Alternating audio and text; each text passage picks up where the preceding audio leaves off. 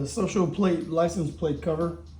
It's got my Instagram logo, but the same text would also carry over to YouTube. Backside has some magnets, and like all magnets, the more metal it has to come in contact with, the better it'll work. In my car, I put some washers. That way it has more contact with metal. Just throw it on. I'm gonna take some pictures and don't want my plate to be shown. That's all I need to do. Easily remove it and put it on something else. Boxes in the background of the video. 7. I got this one at covermyplate.